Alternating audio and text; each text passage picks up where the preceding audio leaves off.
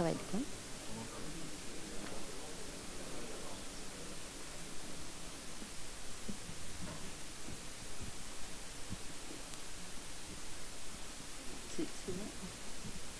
Bonjour à tous, on va pas tarder à commencer. Je prends juste la parole. Je suis Fanny Bouton, je suis Quantum Lead chez OVH Cloud. On est en train de développer une offre quantique. Avant que Jean commence à vous parler de Perceval, qui est développé par la startup Candela, qui est dans notre startup programme et avec qui on est en train de développer des choses. Sachez que si vous êtes intéressé pour le tester, après tester le notebook qui va vous être présenté, vous pouvez m'ajouter sur LinkedIn et m'envoyer un petit message et je pourrais vous envoyer des vouchers pour tester ça, si vous voulez vous amuser là-dessus, et sur aussi l'autre notebook qu'on présentera un peu plus tard, qui est MyQLM d'Atos. Donc voilà, donc n'hésitez pas, Fanny Bouton, F-A-2-N-Y, et Bouton, B-O-U-T-O-N. Voilà, si vous voulez commencer à apprendre à coder. Et petite question, est-ce qu'il y en a déjà qui ont fait du code sur des notebooks ou sur du quantique? On en a 1, 2, 3, 4, ok. Des notebooks quantiques. Et des notebooks tout court, genre Jupyter, des trucs comme ça. Parce qu'on en a des biens aussi. Ok. Bon, en tout cas, bienvenue et merci d'être là. Et Jean, je te laisse la parole. Il y a d'autres moyens de contact que LinkedIn ou pas? Twitter, Facebook, je suis partout. Fanny Bouton, elle est partout. Bonjour à tous. Donc je vais vous montrer, je vais faire une petite démonstration des notebooks Perceval sur OVH Cloud. Je vais vous montrer, je vais vous parler un peu de ce que c'est les ordinateurs quantiques d'abord. Donc je sais qu'il y a déjà eu d'autres présentations aujourd'hui, mais je vais faire un petit rappel. Surtout que nous à Candela, donc on est un peu spécial. Donc Candela a été créé en 2017 et Candela a été créé autour d'une technologie qui est très physique. En fait, c'est la création de sources de photons uniques. En fait, c'est une propriété un peu incroyable de pouvoir envoyer des photons individuellement, un par un, en fait. Et la société Candela a été créée pour diffuser cette technologie. Et puis en 2020, on s'est rendu compte qu'en fait, avec cette source de photons uniques, on pouvait faire des ordinateurs quantiques. Donc on est parti dessus. Moi, je ne suis pas du tout physicien, quanticien. J'ai fait du software depuis ma naissance. Voilà, j'ai rejoint Candela pour apporter la couche software, pour fabriquer des produits. Voilà. Et puis je montrais, donc là on a sorti un premier ordinateur en ligne, un QPU en ligne, il y a quelques mois, qu'on a présenté lors d'un hackathon où OVH était présent aussi. Voilà, je vais vous montrer un peu et je vous montrer aussi pourquoi c'est sympa les photons par rapport aux autres technologies, si vous avez déjà des a priori pour les autres technologies quantiques. Alors, je vais essayer de répondre on va essayer d'aller très rapidement sur un certain nombre de points quantiques. Très simplement, un ordinateur quantique, c'est un ordinateur qui exploite les phénomènes quantiques. Donc c'est simple, c'est facile. Mais les phénomènes quantiques, ça n'existe, ça ne se produit que quand on a des particules uniques. Enfin, ça, c'est un peu le cœur du quantique. C'est qu'on ne peut exhiber un caractère quantique à une particule que quand elle est toute seule. Que quand un photon tout seul, il est quantique. Un paquet d'ondes dans lequel il y a quelques milliers de photons, c'est pas quantique. Un atome tout seul, il peut avoir des propriétés quantiques. Un électron, éventuellement, si on arrive à l'emprisonner, il peut être quantique. Le spin de l'électron peut être quantique. Voilà, mais c'est des propriétés très très particulières dont ces machines ont besoin. Alors, qu'est-ce que ça veut dire pour les développeurs? La première chose que ça veut dire qu'on introduit un nouveau type de variable, si on veut parler de développement, le qubit. On avait le bit, on a le qubit. Alors c'est un peu simplé de dire ça, mais c'est quand même très fort. Alors, le bit classique, vous avez deux possibilités, 0, 1. Donc avec un bit, en fait, vous pouvez coder un seul paramètre et dans un range qui est tout petit, c'est 0, 1. Une fois que vous avez fait ça, vous avez un slot dans lequel il y a une valeur de 0, 1. C'est à peu près tout ce que vous pouvez faire. Les qubits, ça représente aussi deux états. Donc l'état 0 qu'on met avec un bracket, là, c'est cette espèce de représentation qui est quantique, et un état 1. Mais après, on peut aussi faire quelque chose qui est unique au quantique, c'est la superposition d'états. On va dire, mais en fait, ça peut être un 0, un 1, et ça peut être toute superposition du 0 et du 1 avec un facteur complexe entre les deux. Donc ça peut être 0 plus 1. Donc ça se représente par une sphère, ce qu'on appelle la sphère de Bloch. Donc le 0 plus 1, c'est entre 0 et 1 sur la sphère qui est dans l'écran. Le 0 moins 1, il est de l'autre côté, Et puis après, il y en a d'autres qui sont le 0 plus i, donc on va dans la deuxième dimension de la sphère, donc là on prend les nombres complexes, et le 0 plus i, ben, c'est celui qui est là, et le 0 moins i, c'est celui qui est là-bas. Et donc ça nous fait deux paramètres, en fait par un qubit, vous avez deux paramètres pour coder, de réels qui permettent de coder votre qubit. Donc vous avez un qubit, en fait c'est pas un bit, c'est pas 0, 1, c'est deux nombres réels que vous pouvez mettre pour représenter la valeur. Donc sur un qubit, ça se passe bien, et quand vous passez à 32 qubits, ben 32 qubits qui vaut 4 milliards et quelques, vous pouvez stocker un nombre unique, 4 milliards, de 0 à 4 milliards, c'est tout. C'est 32 qubits, vous avez un nombre entier, vous pouvez mettre un nombre. Voilà.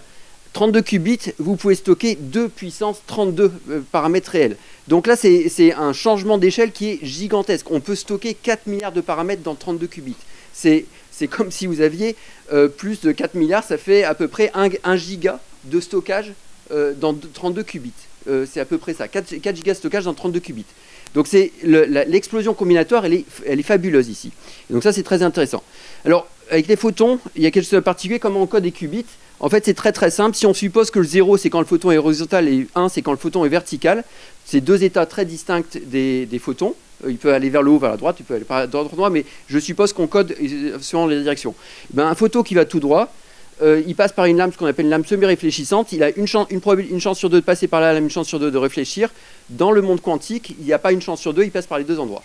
Et donc, à la fin, ce photon qui arrivait horizontalement, il arrive dans un état superposé vertical-horizontal. Il est dans les deux états. On ne peut pas dire qu'il est soit l'un, soit l'autre. Il est dans les deux états, c'est la nature quantique du photon. Alors, mais le qubit, c'est pas tout en fait. Le qubit, c'est déjà magique, c'est déjà incroyable. Ça nous permet de dire, bah voilà, je peux stocker avec 3 atomes, je peux stocker toutes les valeurs de toute la librairie de la BNF. C'est pas tout. C'est une propriété, mais qui n'est pas suffisante. La deuxième propriété, qui est vraiment la propriété importante, c'est ce qu'on appelle l'intrication, entanglement en anglais. L'intrication, c'est de dire que, en fait, les deux qubits, si vous avez deux qubits qui sont intriqués, en fait, ils ont une valeur qui dépend l'une de l'autre. On ne peut pas dire quand je vais regarder la valeur d'un des photons, d'un des qubits, en fait, je vais impacter la deuxième valeur. Alors ça paraît un peu bizarre parce qu'on peut dire bah, c'est la même chose. C'est plus compliqué que ça. Donc par exemple, si j'ai deux photons, mes rouges et mes verts, je vais les regarder tous les deux en même temps. Boum. Là, si c'est mon état intriqué qui est 0,1 plus 1, 0, et ben ça sera soit vert, soit vert, rouge, soit rouge, vert. Il n'y a pas d'autre possibilité. C'est un état intriqué à deux photons. Et là où ça commence à devenir magique, c'est que je prends mes deux photons, je les envoie à 100 km l'un de l'autre. Donc chacun reçoit un photon à 100 km. Il y en a un qui regarde le photon. Instantanément, le deuxième photon qui était à 100 km, son état est aussi résolu. Il a été résolu par le fait que quelqu'un fasse une mesure sur l'aide des deux photons. Donc ça, c'est une propriété qui est déjà incroyable. C'est ce qu'on appelle la téléportation quantique, et c'est un truc fabuleux, et il n'y a que les photons qui peuvent faire ça, parce que les autres particules, elles ne se déplacent pas trop quand même. Donc ça, c'est déjà une propriété qui est fabuleuse. Mais en plus, si on continue d'aller... Alors comment on fait une intrication? Alors on utilise des portes quantiques. Une porte quantique, par exemple, il y a une porte dont tout le monde parle, c'est le C-note. Une C-note, c'est une table de vérité. Vous avez en entrée 0, 1, l'état 0, 1, et en sortie, vous avez aussi de 0, 1 possible. Donc X, Y. En fait, et cette porte-là, le fil du haut s'appelle la porte de contrôle, et le fil du bas, c'est la porte de data. Si jamais la fil de contrôle est à 0, et ben, la data, elle est pareille qu'en entrée. Si le contrôle est à 1, le data est inversé. C'est une porte qui inverse simplement le deuxième en fonction de l'état du premier. Bon, on peut dire, ok, d'accord, très bien, on inverse, c'est comme un note, enfin, c'est pas tellement, c'est un contrôle note. Ok, c'est plus compliqué ça. Pourquoi? Parce que si je prends le X qui ne vaut pas 0, 1, qui vaut 0 plus 1, donc si mon contrôle n'est pas juste 0 ou 1, mais qui est les deux à la fois, et ben dans ce cas-là, l'état de sortie des deux photons, ça va être un état intriqué 0, 1 plus 1, 0. J'ai fabriqué un état intriqué en passant par une porte logique, en fait, une porte logique quantique. Donc il y a un facteur racine de 2, on s'en fiche royalement, parce que c'est juste une normalisation, c'est un affichage. Ce qui est important, c'est qu'on a fabriqué un état intriqué, ce qu'on appelle une paire de Bell. C'est 0, 1 plus 1, 0, il y en a d'autres de paires de L, ça c'en est une. On a fabriqué en passant simplement par une porte logique quantique. Alors, deux photons, c'est bien, intrication, on ne voit pas tellement l'utilisation. Mais en fait, la valeur et tout le quantique est dans ce qu'on appelle les états de cluster. On ne va pas prendre deux photons et les intriques. Je vais prendre, donc c'est une intrication linéaire. Je vais faire déjà une intrication en 2 dimensions. Donc je vais intriquer tous les photons avec leurs voisins. Et puis je vais continuer, je vais faire ça de manière 3D. Et c'est là où ça devient un objet qui est incroyablement puissant, parce qu'en fait, tout le calcul que je vais faire sur un des photons de cette grille, en fait, va impacter la valeur de tous les autres.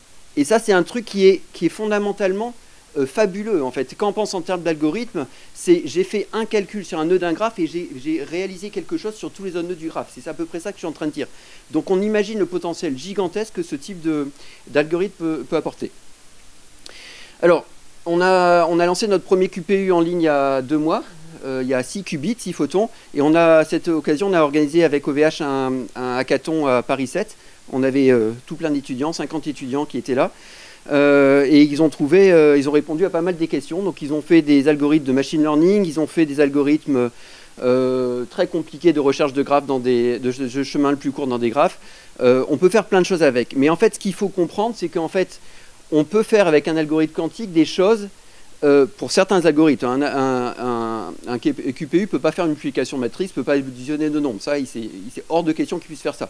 Par contre, il y a des algorithmes qu'il peut faire en des temps qui sont dans des échelles qui sont complètement différentes. Par exemple, là, c'est sur un exercice qu'on a fait sur une optimisation de résolution d'un maillage sur un édifice, une modélisation d'un maillage. En fait, on modélise, on voit que si en augmentant le nombre de mailles en monde classique, on va avoir un temps de calcul exponentiel. Ça, c'est normal, on s'y attend, il y a plein d'algorithmes comme ça. Par contre, dans le monde quantique, sur cet algorithme particulier, on avait une croissance logarithmique. Passer d'un exponentiel à un logarithmique, on pourrait tuer pour ça. Il y a des choses incroyables qui se passent à partir du moment où on est capable de changer la complexité d'un algorithme pour arriver à quelque chose qui devient tout d'un coup faisable. Il y a des choses qui sont infaisables et qui deviennent tout d'un coup faisables quand on parle de ce type de changement de performance. Alors, où est-ce qu'on peut trouver des ordinateurs quantiques? En fait, on peut en trouver un peu partout dans le monde, on n'est pas tout seul. Soyons modestes, mais on en trouve beaucoup aux États-Unis, on n'en trouve pas beaucoup en Europe. En fait, on est tout seul en Europe stricte et puis il faut rajouter les Anglais. Bon, d'accord, c'est comme ça. Voilà. Et par contre, il y a plein de technologies différentes. Il y a les supraconducteurs, les ions piégés. Nous, on est les photons et il n'y a pas grand monde sur les photons. Donc voilà. Quelle sera la technologie qui va gagner dans le très long terme? N'en sait rien, mais là, on est sûr que, c'est des approches complètement différentes et sur lesquelles il y a des particularités très, très particulières. Alors, maintenant, la question, c'est comment je programme un ordinateur quantique. Ça a l'air d'être un objet un peu ésotérique, mais en fait, c'est assez simple. Donc, nous, on a développé un framework qui s'appelle Perceval. Il y a d'autres frameworks quantiques, par exemple Qiskit, Braket, sur des autres plateformes. Nous, on a développé Perceval. Pourquoi Perceval? Parce que la photonique, c'est un peu différent des autres mondes. Nos qubits, ce n'est pas exactement des qubits appropriés pour faire des portes logiques, mais plus pour faire d'autres types d'opérations. Donc, on a développé un framework qui, au début, faisait que la simulation. Donc on disait, bah voilà, je fais un circuit, qu'est-ce qui se passe si je mets 2 photons uniques ici et qu'est-ce qui est en sortie? On est capable de faire ça. Ça en est servi pour faire du design. Après on se dit, mais si je veux faire un algorithme particulier, comment je peux l'implémenter? Et donc là on se sert de Perceval pour faire du design de puces photoniques. Et maintenant on s'en sert pour faire de l'expérimentation sur des QPU, un QPU, notre QPU qui est en ligne aujourd'hui. On est capable de le même circuit que vous faites en simulation, vous êtes capable de l'exécuter sur un vrai QPU physique. Donc où est-ce qu'on peut trouver ça? Eh ben, on peut trouver ça sur OVH Cloud, et c'est pour ça que je vous parle aujourd'hui.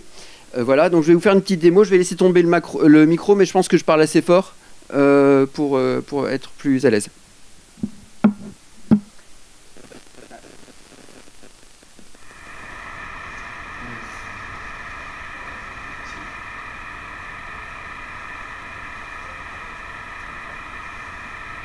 Voilà, donc je suppose que vous connaissez l'interface OVH Public Cloud. Il y a toute une section sur AI et Machine Learning. Donc on est dans les notebooks AI. Donc là j'en ai un qui est fait, mais je vais juste faire le process là pour montrer l'étape pour le faire.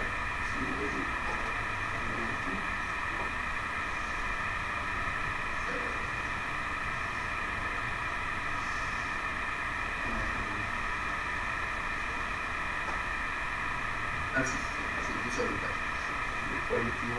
Le montant. Voilà, Perceval. Je le fais juste. Vous créez un notebook comme un autre. Vous prenez un Jupyter Lab. Vous sélectionnez Perceval dernière version. Donc les versions sont mises à jour régulièrement, que 2-3 mois une nouvelle version, avec beaucoup de features parce qu'on va très vite sur le développement Perceval ces derniers temps. Accès comme vous voulez, restreint, rapide, voilà. Aujourd'hui, ça ne tourne ça ne peut pas exploiter la puissance d'un GPU dont vous prenez un CPU.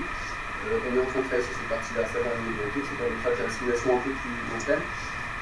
Voilà, et puis vous attachez un compteur si vous voulez. Je ne vais pas jusqu'au bout parce que c'est exactement ce que j'ai fait là, je vais juste utiliser celui que j'ai lancé, donc programmer une application. Je suis dans mon notebook, je lance mon notebook, et voilà, j'ai Perceval. Alors, ce qu'il faut savoir en simulation, c'est qu'en simulation, c'est assez facile. C'est des maths un peu compliquées, mais une fois qu'on sait faire les formules, c'est assez facile de faire la simulation. Par contre, on sait déjà qu'on ne saura jamais simuler plus de 22 photons. Si on a des ordinateurs qui sont encore un peu plus grands avec des gigas de mémoire, peut-être que j'arriverai à 23 photons. Mais après, je m'arrête, c'est fini. Donc, c'est pas possible, c'est ça qui est fabuleux, c'est qu'on est capable aujourd'hui de simuler 100% les 6 qubits, 6 photons, mais je sais que je ne serai pas capable de simuler ce qu'on va sortir quand on va sortir dans un an. On aura dépassé la limite du quantique. Donc, on s'avancera de ce qu'on appelle l'avantage quantique. Alors, dans le notebook, vous avez, dans Perceval, il y a tout, on va capsuler dans le notebook, on a capsulé tout plein de notebooks dans l'image de Perceval, on va en capsuler tout plein de notebooks différents. Je vais juste en prendre un, voilà, je vous montre un peu à quoi ça ressemble le code. Je crois qu'on a mis un code dans cette salle. Autant en profiter. Voilà, donc c'est une librairie Python comme une autre. On importe Perceval.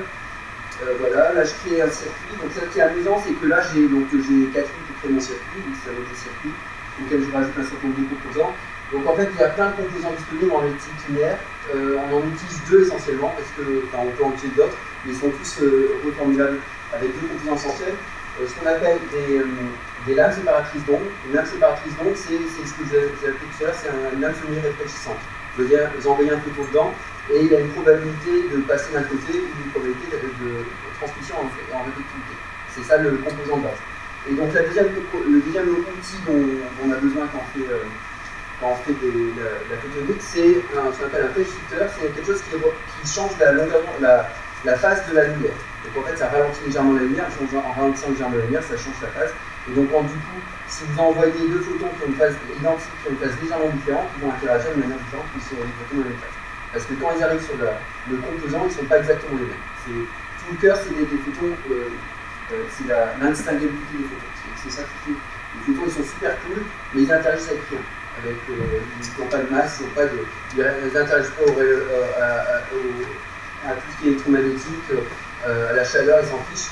Ils réagissent qu'entre eux. Et c'est dans certaines conditions très particulières, il faut qu'ils soient exactement identiques. Donc c'est ce qui fait la complexité de faire un ordinateur quantique. Donc là, j'ai fait mon circuit. Voilà, donc là en fait dans la capsule, mon circuit, je lui mets ce que j'appelle des érables. Je ne vais pas rentrer dans le détail de ce que c'est des érables, c'est une particularité des photons. C'est des modes que j'utilise dans lesquels je ne peux pas envoyer d'informations. Et en fait, vous voyez, j'avais un circuit avec 6 modes, sur les modes c'est des fils. En fait, maintenant j'ai plus que 4 modes, et 4 modes ça ressemble à ce que je vous parlais tout à l'heure sur la porte CMOS. Voilà, et donc en fait, c'est déjà fait, c'est tellement rapide que c'est fait.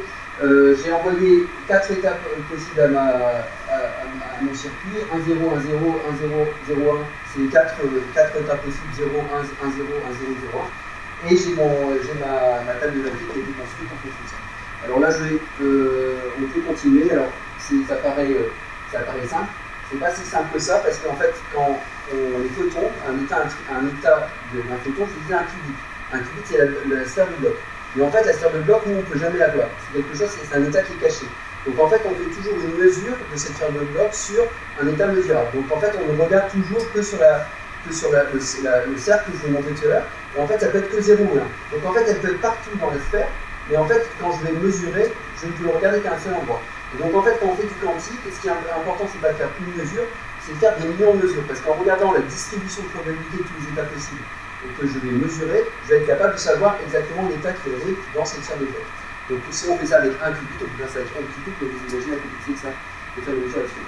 Donc là, la Sony Notebook, elle est intéressante pour ceux qui veulent tester un peu le quantique. On prouve que l'état qui a été créé, c'est un état quantique. Je vais vous montrer une deuxième partie qui est sympa. C'est si vous voulez faire du temps de calcul, si vous voulez faire ce circuit photonique, vous voulez le faire directement sur un QPU. En fait, c'est exactement pareil. En fait. Donc là, je mon notebook, je fais un circuit. Là, j'ai un token, je vais vous montrer juste après le token. J'ai été chercher un token sur le cloud de Candela. Je définis mon circuit. Je fais voilà, mon circuit. Donc là, en fait, Ça, c'est le circuit que j'ai été récupéré de la puce photonique que j'ai en ligne. Elle ne peut pas avoir n'importe quelle forme. C'est une forme qui est très précise. Donc la puce sur laquelle je vais jouer ici, c'est sur cette puce-là, qui est une puce universelle que je vais vous montrer sur le plateau tout à l'heure.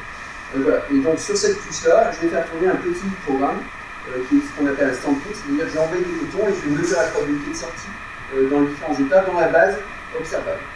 Donc c'est tout bête, je lance mon job, alors là il est lancé sur le simulateur, c'est terminé, et je vais le lancer théoriquement sur le TPU, donc je fais exactement la même chose sur le TPU, c'est pas terminé, c'est en base.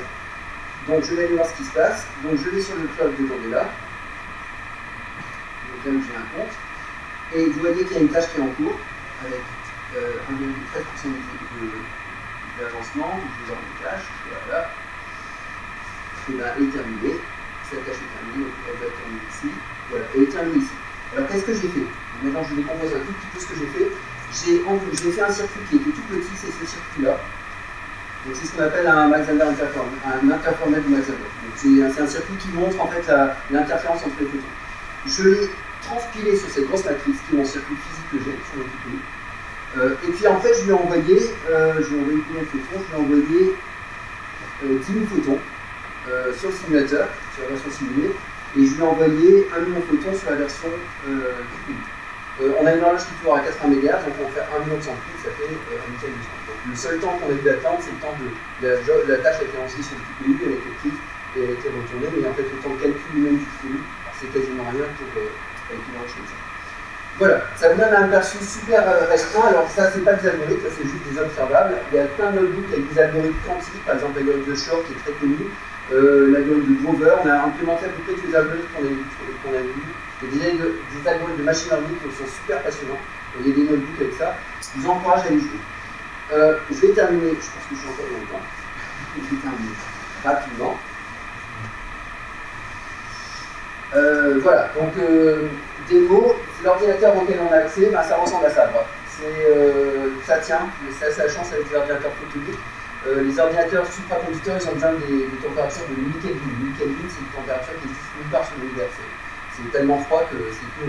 Et pour ça, il faut ce qu'on appelle des frigos à dilution, une grosse truc qui descend à cette température-là. Nous, on descend à 4 Kelvin, parce que pour mesurer les photons uniques, il faut être à 4 Kelvin.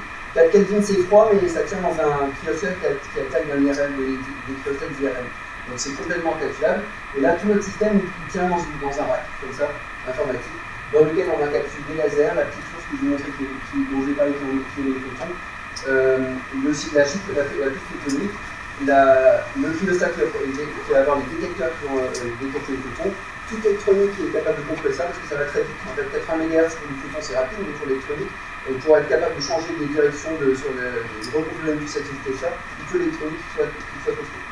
Et puis la couche informatique qui elle va reprendre la couche applicative qui va faire tout ce que je vais vous montrer. Voilà. Je termine avec un tout petit peu de publicité sur il y a quelque chose de nouveau qui est en train de se passer clairement, c'est ce qu'on appelle la seconde révolution quantique. La première, ce qui s'est produite, c'est quand les lasers ont été inventés, mais maintenant il y a quelque chose de nouveau qui arrive. C'est aussi pour ça qu'OVH promet beaucoup le quantique. Ça arrive dans 5-10 ans, il y a des ordinateurs quantiques qui font des choses auxquelles on ne peut même pas penser. Et on sait que ça va accélérer les algorithmes, mais on ne sait pas ce que ça va nous créer comme nouvelles applications.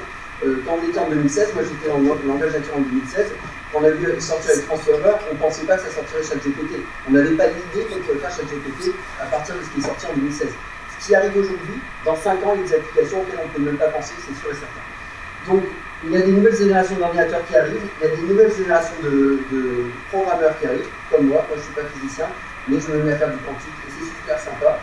Et puis on fait des choses super sympas, on explore de nouvelles applications, on fait des algorithmes hybrides parce qu'en fait quand même le quantique est limité, il peut faire que des choses très particulières, comme je disais tout à l'heure, donc la plupart du temps pour faire un bon algorithme, il faut mélanger quantique et CPU et des fois GPU. Il y a des nouveaux marchés ouverts, c'est clair, on va résoudre des problèmes super compliqués, par exemple casser des clés de cryptage à 2048 bits, ça arrive, donc il faut se préparer à qu'est-ce qui arrive après, donc ce qui arrive après, c'est le cryptage post-quantique, des nouvelles technologies de cryptage qui commencent à en compte. Et puis moi, il y a une caractéristique que j'adore, c'est que chaque fois qu'on rajoute un photon en plus dans notre ordinateur, ce qu'elle a, on double la capacité de notre ordinateur. Donc ça paraît, cette phrase-là, elle n'a aucun sens hors contexte, mais c'est fabuleux, la puissance du calcul que j'obtiens à chaque fois que je rajoute un photon, et ben je double la capacité de ce que je peux faire avec mon ordinateur. Donc j'en suis à 6, À la fin de l'année, on a un 12. L'année prochaine, on a 24. Quand on sera à 48, on sera tout simulé et on sera déjà dans la partie où on sera en train d'explorer des applications qu'on ne peut pas faire avec naturellement. Voilà, vous pouvez nous trouver là. On a fait un tutoriel pour expliquer comment faire accéder à Perceval et au club de Candela à partir des notebooks OVH. Tout expliquer. Et si vous êtes intéressé, dans 15 jours, on fait un webinaire Perceval. Voilà, c'est live. On va expliquer toutes les features qui arrivent. Il y a plein de choses qui arrivent. Et je suis pour tout. Voilà.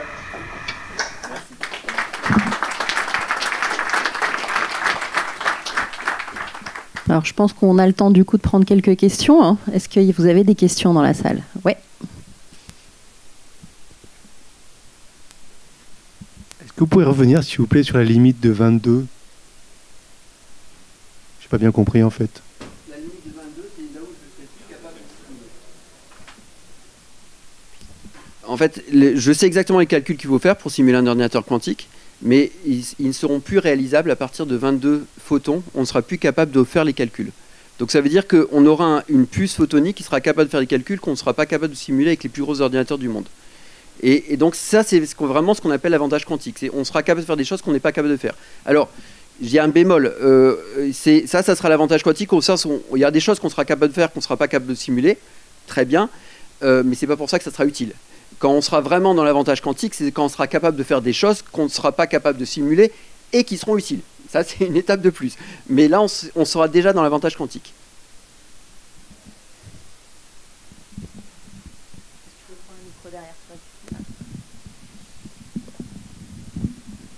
On m'entend ? Oui, je me posais la question, du coup, ce qu'on a montré par exemple, on a fait une simulation, on a vu une fonction de répartition, enfin on a vu du coup une répartition de photons selon la réponse qu'on voulait. Là j'ai vu qu'il y avait, on avait fait sur 1 million, il y avait 700 000 sur un type de réponse, etc. En fait, pour moi c'est encore, j'arrive pas à comprendre c'est quoi ce qu'on en sort de ça en fait. Enfin, c'est-à-dire, ce résultat, on parle d'algo hybrides, donc ils vont pouvoir déporter un algo en quantique et ensuite reprendre cette info et en faire quelque chose. En fait, moi j'aimerais bien avoir un exemple concret d'un truc exploitable. Parce que là, on dit, vous avez parlé de plusieurs algorithmes, j'en ai vu aucun, et du coup, j'aimerais bien vraiment me dire, ah ouais, putain, un plus court chemin, on peut le faire comme ça, et du coup, là, je peux m'en resservir, et je peux faire mon chemin jusqu'à... Alors, le plus court chemin, attendez 3 semaines, parce que là, on vient de sortir l'algorithme, on va le mettre en notebook dans la prochaine version qui arrive. Par contre, dans les algorithmes qui tout de suite s'avèrent quelque chose, donc on a des algorithmes là, je crois que ça s'appelle Differential Equation Solving. Donc, si vous parcourez, là, c'est pas une distribution de probabilité que j'ai en sortie, c'est le résultat, on résout une équation différentielle de A à Z avec les états observables. Comment ça marche? En fait, c'est un peu comme quand vous faites du gradient descent en machine learning. Vous faites un observable et puis vous devez réinjecter du gradient pour modifier vos paramètres, pour faire un deuxième observable dans le neural network et vous continuez comme ça. C'est un peu comme ça que ça marche. Ces algorithmes de ce qu'on appelle VQE, Virtual Quantum Eigensolver, où on va faire un mesurable qui va modifier les paramètres du système pour refaire un mesurable et la convergence de ce système nous arrive à une solution à un problème qu'on lui a défini. Et ça marche dès aujourd'hui. Là, c'est pas du futur. Il n'y a pas d'avantage parce que donc là, cette équation différentielle qu'on met dans vous pouvez la résoudre autrement, mais par contre, elle fonctionne déjà. Elle est opérationnelle. Eh ben, écoute, merci Jean pour cette session. Si vous voulez voir la suite, on vous montrera tout à l'heure donc les notebooks MyQLM d'Atos en salle d'Oral Exploratrice, c'est un peu plus tard, en fin d'après-midi. Et voilà, ça va être un petit peu différent puisque là, c'est un émulateur qui tourne, qui simule le comportement du bulle Sequana Atos, donc qui peut émuler tous les types de qubits. C'est encore différent et vous allez voir, ça va être intéressant. Merci à vous.